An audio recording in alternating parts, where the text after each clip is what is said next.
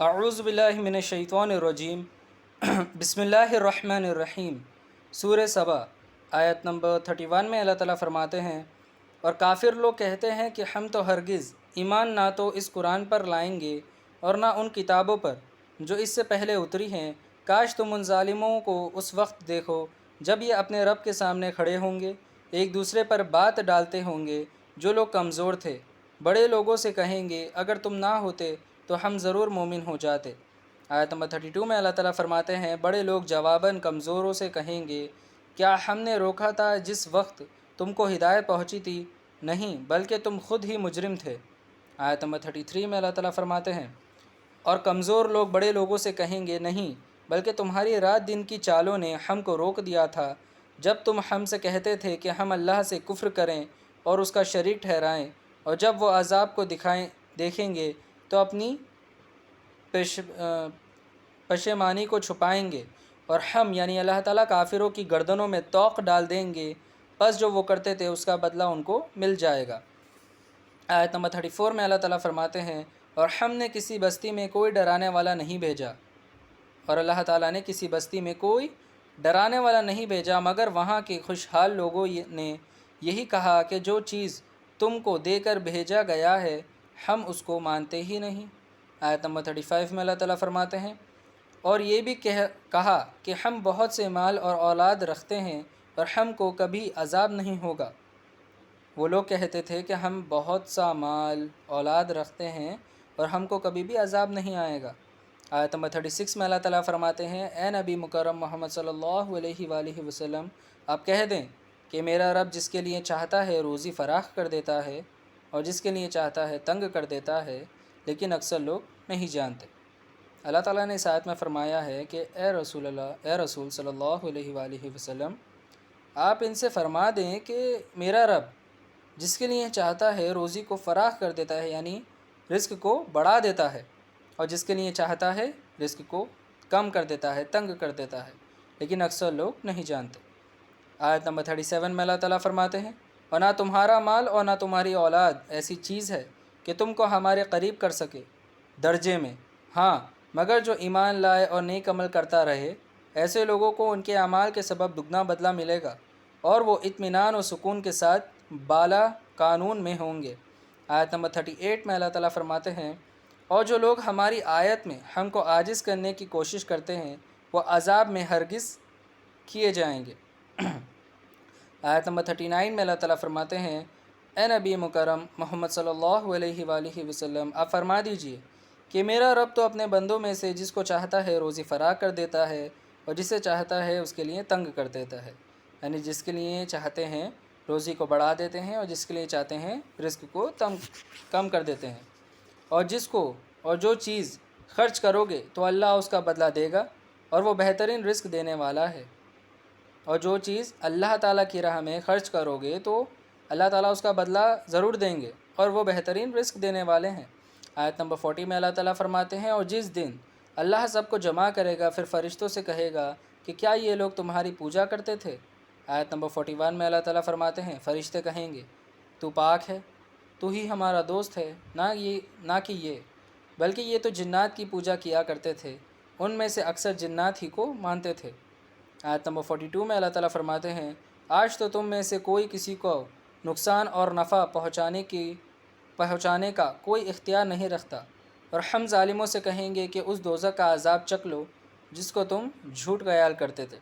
اللہ تعالیٰ ظالموں سے کہیں گے کہ اس دوزخ کا اب مزہ تم چکھو جس کو تم جھٹلایا کرتے تھے، تم بولتے تھے نا کہ عذاب ہم پر نہیں آئے گا، تو اس کا مزہ اب تم چکھو۔ آیت نمبر 43 میں اللہ تعالیٰ فرماتے ہیں، اور جب ان کو ہماری روشن آیت پڑھ کر سنائی جاتی ہے، جب اللہ تعالیٰ کی آیتیں روشن آیتیں سنائی جاتی ہے پڑھ کر ظالموں کو، تو وہ کہتے ہیں کہ یہ ایک ایسا شخص ہے جو چاہتا ہے کو جن چیزوں کی تمہارے باپ دادا پوجا کیا کرتے تھے ان سے تم کو روک دے، اور کہتے ہیں کہ یہ قرآن تو جھوٹ ہے جو اپنی طرف سے بنا لیا گیا ہے، اور کافروں کے پاس جب حق آیا تو اس کے بارے میں کہنے لگے یہ تو سرا جادو ہے۔ مطلب کافروں کے پاس جب حق آیا اللہ تعالیٰ کی طرف سے تو وہ کہتے تھے کہ یہ جادو ہے، اور جب رسول اللہ صلی اللہ علیہ وآلہ وسلم ان کو قرآن شریف کی روشن آیتیں پڑھ کر سناتے تھے اللہ تعالیٰ کے حکم سے، تو وہ لوگ کہتے تھے کہ یہ تو تمہیں تمہارے باپ دادا جو اس چیز کی پوجا کرتے تھے اس چیز سے روکنا چاہتے ہیں، اور یہ قرآن یہ چیز تو انہوں نے خود لکھ لی ہے۔ آیت نمبر 44 میں اللہ تعالیٰ فرماتے ہیں، اور ہم نے نہ تو مشرکوں کو کتابیں دی ہیں جن کو یہ پڑھتے ہیں، اور نہ ہی آپ سے پہلے ہم نے ان کی طرف کوئی ڈرانے والا بھیجا۔ آیت نمبر 45 میں اللہ تعالیٰ فرماتے ہیں، اور جو لوگ ان سے پہلے تھے انہوں نے بھی جھٹلایا تھا، اور جو سامان ہم نے ان کو دیا تھا یہ اس کے 10ویں حصے کو بھی نہیں پہنچے، تو میرے رسولوں کی انہوں نے تکذیب کی تو کیسا ہوا میرا عذاب۔ اللہ تعالیٰ نے اس آیت میں فرمایا ہے کہ جو لوگ ان سے پہلے تھے انہوں نے بھی اس چیز کو جھٹلایا تھا، اور جو سامان اللہ تعالیٰ نے ان کو دیا تھا تو اس سامان کے 10ویں حصے کو بھی یہ لوگ نہیں پہنچے، تو اللہ تعالیٰ کے رسولوں کی انہوں نے تکذیب بھی کی، نہیں مانتے تھے، عزت نہیں کرتے تھے رسولوں کی، اللہ تعالیٰ کے جادوگر بولتے تھے۔ تو اللہ تعالیٰ پھر کہیں گے اب چکو میرا عذاب اور کیسا ہوا میرا عذاب۔ آیت نمبر 46 میں اللہ تعالیٰ فرماتے ہیں، اے نبی مکرم محمد صلی اللہ علیہ وآلہ وسلم، آپ کہہ دیں میں تم کو صرف ایک بات کی نصیحت کرتا ہوں کہ تم صرف اللہ ہی کے لیے دو دو اور ایک ایک کھڑے ہو جاؤ، پھر غور کرو کہ تمہارے اس رفیق کو مطلق کوئی جنون نہیں ہے، وہ تو صرف تم کو ایک سخت عذاب کے آنے سے پہلے ڈرانے والے ہیں۔ آیت نمبر 47 میں اللہ تعالیٰ فرماتے ہیں، اے رسول صلی اللہ علیہ وآلہ وسلم، آپ کہہ دیں میں نے تم سے کوئی صلہ مانگا ہو تو وہ تمہارا ہی ہو، میرا صلہ تو اللہ کے ذمے ہے اور وہ ہر چیز کا گواہ ہے۔ آیت نمبر 48 میں اللہ تعالیٰ فرماتے ہیں، اے نبی مکرم محمد صلی اللہ علیہ وآلہ وسلم، آپ کہہ دیں میں تو تم سے